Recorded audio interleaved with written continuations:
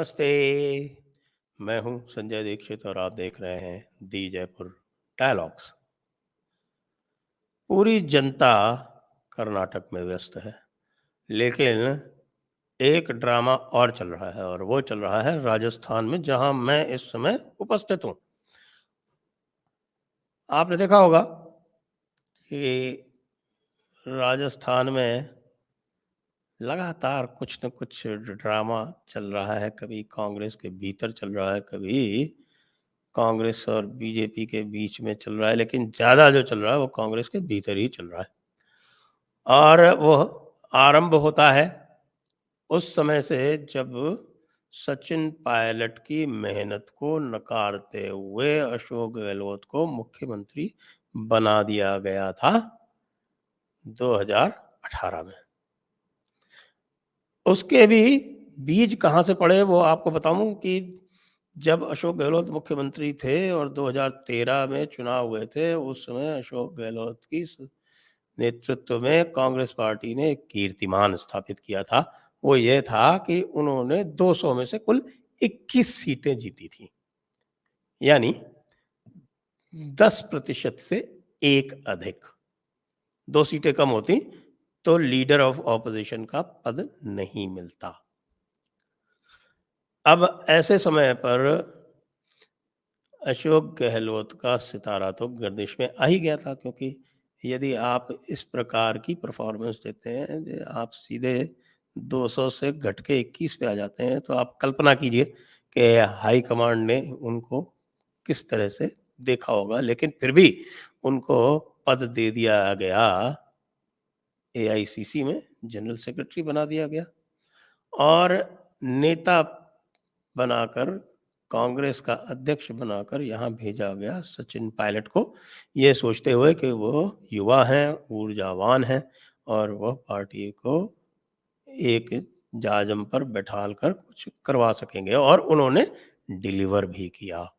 वस्तुतः सच तो ये है कि उस समय वसुंधरा जी से लोग बाग इतने त्रस्त थे कि यह आकलन चल रहा था कि कांग्रेस जो है वो 140-150 सीट तक जीतेगी। लेकिन चुनाव में अशोक जी ने अपना उल्टा पासा खेला और उन्होंने कई स्थानों पर जो आधिकारिक कांग्रेस प्रत्याशी था उसको हरवाया और यह इंश्योर किया कि भारी बहुमत से कांग्रेस ना जीते। कांग्रेस की सीटें आई 99 और एक मिला के हुई 100, और उसके बाद फिर निर्दलीयों की आवश्यकता पड़ी। वो सारे निर्दलीय अशोक गहलोत जी द्वारा खड़े हुए थे, वो जितवाए हुए उनके वो काम आए और ऐसे में अशोक जी ने सत्ता हथिया ली। अब कांग्रेस नेतृत्व ने ऐसे व्यक्ति को पुरस्कृत किया जिसने वस्तुतः कांग्रेस के साथ ये कहें कि धोखाधड़ी की थी, और उस समय से यह टसल चालू है। सचिन को लगता है कि वह जिन्होंने सत्यनिष्ठा से कांग्रेस को जिताया, और जिताया भी इसलिए क्योंकि जो कांग्रेस जीती है तो वो जो सचिन का प्रभाव क्षेत्र था पूर्वी राजस्थान, उसकी 42 सीटों में से 37 सीटें कांग्रेस जीती है। 3 सीटें बसपा जीती है, 1 सीट निर्दलीय को, और केवल एक सीट वहां से, यानी धौलपुर प्रॉपर की जो सीट थी वो भाजपा को मिली थी। और यही जो था ये इसलिए संभव हो पाया था क्योंकि जो माने जाते हैं भाजपा के परंपरागत वोटर यानी कि गुर्जर, उन्होंने एक मुश्त कांग्रेस को वोट दिया, और वहाँ गुर्जर मीणाओं की प्रतिद्वंदिता चलती है, उसको बुला के गुर्जर मीणा एक साथ हुए और बाकी ब्राह्मण भी साथ हुए, तब ये जाकर ये परिणाम आया। लेकिन जैसा कहते हैं कि अशोक जी जादूगर हैं, अशोक गहलोत जी, और उनका जादू जो है सबसे अधिक 10 जनपद पर चलता है। अपने पूरे करियर में वो 10 जनपद को मैनेज करने में उनसे अधिक वो होशियार चतुर कोई नहीं रहा। तब से ये बीजारोपण हुआ। उस बीजारोपण की परिणति हुई जब 2000 21 में विद्रोह हुआ। विद्रोह को कहते हैं कि अशोक जी ने बहुत तरीके से कैसे मैनेज किया, उन्होंने वसुंधरा राजे की मदद से मैनेज किया, क्योंकि उस समय स्थिति ये थी कि यदि सारे के सारे बीजेपी के विधायक एक जाजम पे होते, तो जो विधायक साथ में थे सचिन पायलट के, उनको मिलाकर वो अशोक गहलोत जी की सत्ता को उखाड़ सकते थे। लेकिन ऐसे समय पर वसुंधरा राजे जी मदद में आई, वसुंधरा राजे को उपकृत किया उन्होंने। कैसे? यहाँ पर जैसे उत्तर प्रदेश में हुआ कि उत्तर प्रदेश में सारे पूर्व मुख्यमंत्रियों के आवास खाली करवा लिए गए, उसी तरह से यहाँ पर भी एक रिट पिटीशन लगी। उस रिट पिटीशन में ये हुआ कि जो पूर्व मुख्यमंत्रियों को आवास दे रखे हैं उसमें मुख्य थी वसुंधरा जी, और इनको खाली करवाया जाए। तो बाकी के तो खाली करवा लिए गए, लेकिन वसुंधरा जी को कैसे उपकृत किया गया कि जो इनको दिया गया था आवास, देखिए अपने मुख्यमंत्रित्व काल में, जो दूसरा उनका मुख्यमंत्रित्व काल था, उसमें वसुंधरा जी जो डेजिग्नेटेड चीफ मिनिस्टर्स रेजिडेंस है, यानी 8 सिविल लाइंस, उसमें न जाकर उनको जो दूसरा दिया हुआ था पहले, क्योंकि पहले पूर्व मुख्यमंत्री को आवास आवंटित होते थे, तो पूर्व मुख्यमंत्री के आवास के रूप में 13 सिविल लाइंस जो दिया था, पूरा मुख्यमंत्री का कार्यकाल उन्होंने वहीं से चलाया। उस 13 मुख्यमंत्री 13 को भी ऐसे मुख्यमंत्री आवास की तरह सुसज्जित करवाया, और उनका लॉन्ग टर्म प्लान ये था कि ये तो अब मेरे पास जीवन भर रहेगा।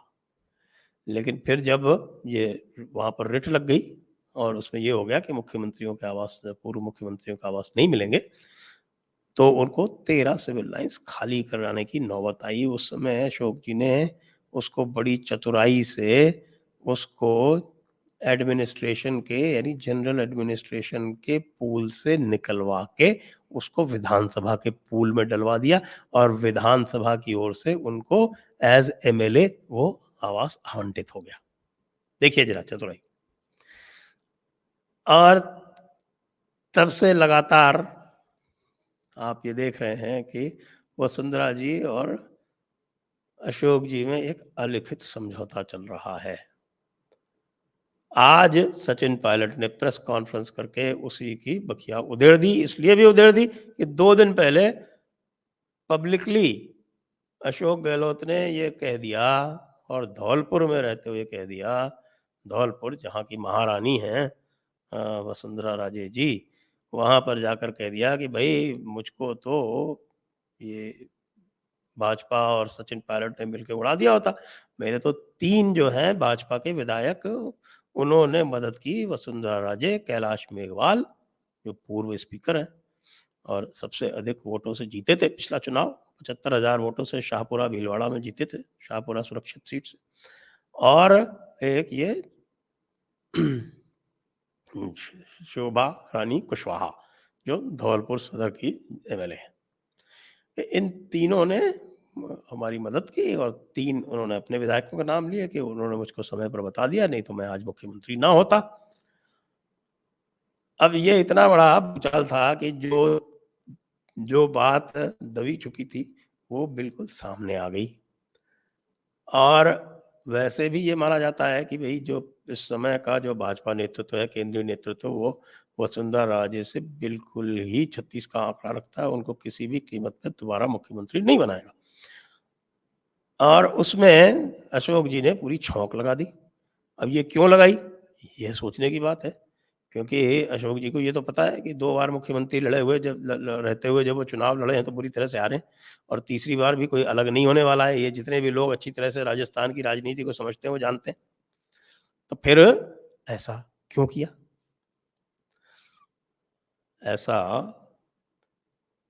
क्यों किया?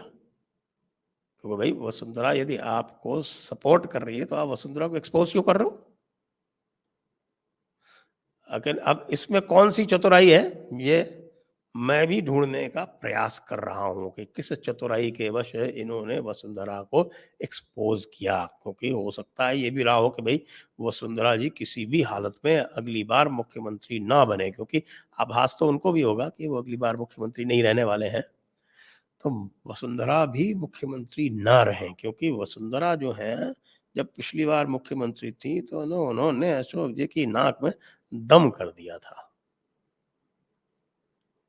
वो भी जानते हैं कि वसुंधरा जी एहसान याद नहीं रखती, भूल जाती हैं। सब जानते हैं यहाँ पे, पूरे राजस्थान में सब जानते हैं कि एक चीज़ जो वसुंधरा जी बहुत तेज़ी से बोलती हैं, बहुत जल्दी बोलती हैं, चाहे वो अधिकारी हो, चाहे नेता हो, चाहे कर्मचारी हो, चाहे उनके घर का रहने वाला हो, किसी को एहसान बिल्कुल कभी याद नहीं रखती।